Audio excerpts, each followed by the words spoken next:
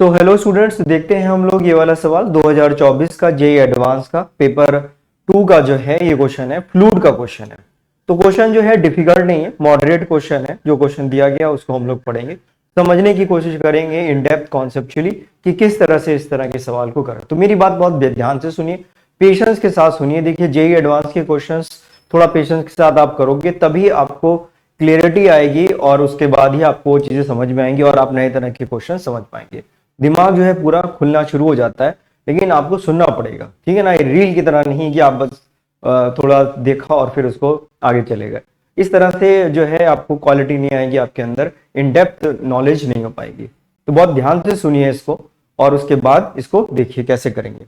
तो पहले हम लोग पढ़ लेते हैं क्वेश्चन, और इसकी हर एक जो लैंग्वेज है, जो इसकी जो वर्ड्स हैं, उनको पूरा हमें उन पे फोकस रखना है, क्योंकि हर एक का कुछ ना कुछ अपना मतलब है यहाँ पर।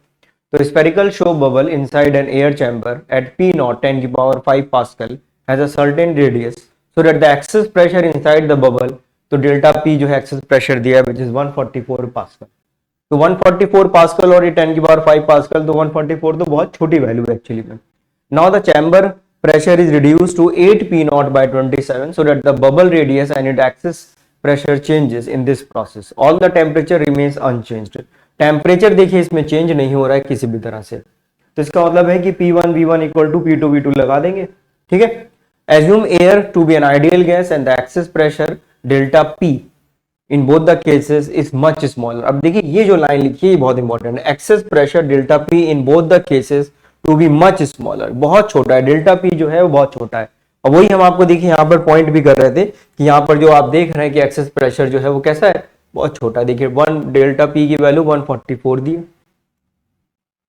और P नॉट की वैल्यू 10 की पावर 5 दी है, तो ये हमें दिया हुआ है, ठीक है। तो आपसे पूछा जा रहा है, तो देखिए यहाँ पर क्या होगा, ये कहा जा रहा है, जैसे मान लेते हैं, तो देखिए जो कोई बबल बनाया हमने, देखिए बबल है, इसके अंदर प्रेशर मान लेते हैं कुछ P1 है, यहाँ पर पहले केस में P1 प्रेशर है, ठीक है।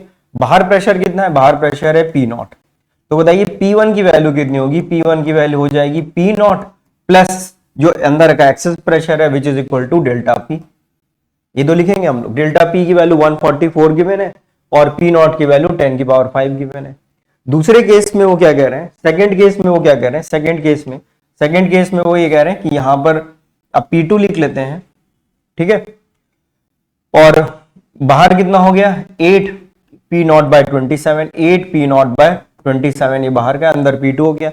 इस केस में आपसे एक्सेस प्रेशर पूछा जा रहा है, तो यहां पर अगर हम P2 लिखें तो P2 की वैल्यू कितनी हो जाएगी, 8 P नॉट बाय 27, और जो नया हमारे पास एक्सेस प्रेशर आएगा वो, लेकिन देखिए क्या लिखा हुआ है, both the cases the excess pressure is much much smaller, ये बहुत छोटा है। तो दोनों केस में जो डेल्टा P की वैल्यू है, इस केस में P1 और P2 में ये डेल्टा P की जो वैल्यू आ रही है, ये जो वैल्यू आ रही है, इनको हम क्या कर सकते हैं, नेग्लेक्ट कर सकते हैं, क्योंकि भाई आप इसके साथ ऐड कर रहे हो तो ये लिखने पड़ेंगे। इसका वॉल्यूम आप लिख लीजिए कुछ V1, इसका वॉल्यूम आप लिख लीजिए कुछ V2, तो इसके अंदर ही तो P1 V1 इसका जो वॉल्यूम है पहले वाले का, और बाद में वॉल्यूम कितना हो गया, कुछ V2 वॉल्यूम हो गया, क्योंकि बाहर का प्रेशर चेंज हो गया तो रेडियस चेंज हो गया। अब हम यहाँ पे क्या लगा देंगे, P1 V1 equal to P2 V2, क्योंकि तो यहाँ पे हम लोग क्या लगा देंगे, P1 V1 equal to P2 V2।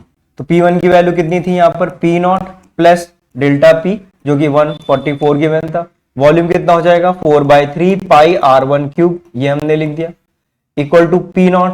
P2 की वैल्यू कितनी हो जाएगी, कितनी थी, 8 P naught by 27 plus delta P naught dash लिख लेते हैं, ठीक है।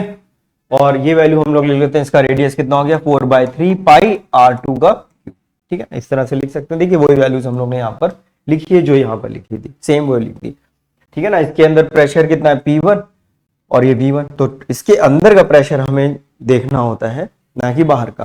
तो इसके अंदर ही हम लोग P1 V1, तो पहले प्रेशर P1 था, वॉल्यूम V1 था, बाद में प्रेशर P2 हो गया और वॉल्यूम इसके अंदर V2 हो गया, ठीक है। तो ये हमने लिख दिया यहाँ पर। अब बताइए डेल्टा P की वैल्यू बहुत कम है, फिर से देख लीजिए यहाँ पे, देखिए लिखा हुआ है both the cases the bunch smaller, बहुत छोटी वैल्यू है। छोटी वैल्यू होने पर ये वाला जो पार्ट है, जब आप ऐड कर रहे हो तो हम इसे नेग्लेक्ट कर सकते हैं, तो छोटा होने पर अदरवाइज तो सॉल्व ही नहीं हो पाएगा। आप देखिए, तो ये अप्रोक्सीमेशन यहाँ यूज किया है, P नॉट, ये वाली वैल्यू को हम क्या कर दे रहे हैं, नेग्लेक्ट कर दे रहे हैं। जो भी वैल्यूज ये गिवन है ये हमको क्या कर देना, नेग्लेक्ट कर देना है, क्योंकि ये बहुत छोटी लिखी है, और अब ऐड करके लिख रहे हो बड़ी वैल्यू को एक छोटी वैल्यू के साथ अगर ऐड करेंगे तो बड़ी वैल्यू के आसपास ही वैल्यू बच जाती है। तो ये वैल्यू कितनी होगी, P naught 4/3 pi R1 cube equal to ये कितना बचेगा 8 पी नॉट डिवाइडेड बाय 27 और ये कितना हो जाएगा 4/3 पाई R2 क्यूब। तो ये 4/3 पाई यहां से कैंसिल हो जाएगा, पी नॉट यहां से कैंसिल हो जाएगा, ये आप इधर सॉल्व करोगे और इसका क्यूब करोगे तो ये 27/8 R1 क्यूब हो गया इक्वल टू R2 क्यूब हो गया। ठीक है ना, क्यूब लिखा हुआ है, इसका क्यूब रूट कर देंगे तो ऑब्वियसली ये 3 हो जाएगा और ये 2 हो जाएगा, तो 3/2 R1 इक्वल टू R2 आ गया। तो ये हमारे पास रेडियस में रिलेशन आ गया। तो जो बाद का रेडियस है, जो बाद वाला है, उसका रेडियस क्या हो गया, बढ़ गया। छोटे वाले पहले रेडियस कम था, बाद में रेडियस कितना हो गया, बढ़ गया। ये कितना हो गया R2 और ये कितना है यहाँ पर R1 है।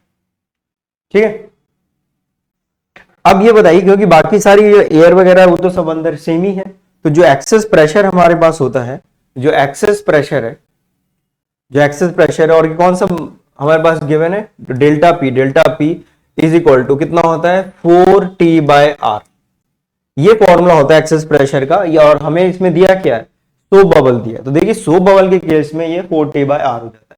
फिलहाल यहां पर सोप बबल आप यूज करें ना करें हमें इससे कोई फर्क नहीं पड़ेगा, और जो बबल है वो भी वही है। तो इसका जो सरफेस टेंशन है पहले केस में और बाद के केस में कोई परिवर्तन नहीं होगा, सरफेस टेंशन सेम रहेगा क्योंकि वही चीज है, बस उसका एक्सपेंशन हो गया और कुछ नहीं हुआ। तो सरफेस टेंशन यहाँ पर सेम है। तो इस केस में जो डेल्टा पी है, that is proportional to 1/R है, तो रेडियस के इनवर्सली प्रोपोर्शनल है डेल्टा पी। तो रेडियस पहले कितना था R1, अब रेडियस कितना हो गया R2। ठीक है, तो हम इसको ऐसे लिख सकते हैं, यहाँ पर अगर आप देखे जाए तो हम लिख सकते हैं delta P1 upon delta P2 equal to, ऊपर लिख दीजिए R2/R1। डेल्टा P की वैल्यू देखिए हमें कितनी गिवन थी 144 डिवाइडेड बाय डेल्टा P2 लिख देते हैं, that will equal to R2/R1। तो R2/R1 की वैल्यू कितनी आ रही है यहाँ से 3/2। तो यहां से अगर आप देखेंगे तो डेल्टा P2 की वैल्यू कितनी आ जाएगी 2/3 टाइम्स ऑफ 144। इसको आप 3 से डिवाइड करेंगे तो ये यू विल गेट द 96। तो जो प्रेशर आ गया हमारे पास एक्सेस प्रेशर दूसरे केस में वो 96 पास्कल आ गया। ये 144 देखिए मेंशन किया गया, ये 144 ऑलरेडी मेंशन है। तो इस तरह से ये क्वेश्चन हमारा हो जाता है। जो प्रेशर है, जो एक्सेस प्रेशर है वो इनवर्सली प्रोपोर्शनल टू रेडियस होता है। तो हमने वैल्यू लिख दी, P1 की वैल्यू 144 डेल्टा P1 पहले दिया हुआ था, डेल्टा P2 दूसरे केस में एक्सेस प्रेशर पूछा था आपसे, वैल्यू पुट कर दी, यू विल गेट 96। तो 96 पास्कल जो है इसका आंसर आ जाएगा। तो आंसर कितना आ गया हमारे लिए यहाँ पर 96। ये डिविजिबल है, आराम से हो जाता है डिविजिबल, ये आप सॉल्व करोगे तो ये आ जाएगी। ठीक है, तो आसान सवाल तो नहीं था लेकिन मॉडरेट जरूर कह सकते हैं। तो मॉडरेट क्वेश्चन ये हमारा था और इसको हम लोग कर सकते हैं। तो आई होप आपको अब समझ में आ गया होगा। इस तरह से थोड़ा पेशेंस के साथ अगर आप समझने की कोशिश करोगे तो एक समय के बाद आपको अच्छा लगने लगेगा, और इम्पेशेंट होने से कोई खास हमें इसमें लाभ नहीं मिलता है। इसलिए आपको पेशेंस के साथ ही जेईई एडवांस की तैयारी करनी पड़ेगी। हड़बड़ी बिल्कुल फिजिक्स में आप करोगे तो गड़बड़ हो जाएगा, कहीं के नहीं रहोगे। ठीक है, तो ध्यान रखो। Wish you all the best, take care. Channel में अगर नए हैं तो प्लीज इसको लाइक कर लीजिए, सब्सक्राइब कर लीजिए और बेल आइकन दबा दीजिए। फिर मिलते हैं अगले क्वेश्चन के साथ। Thank you.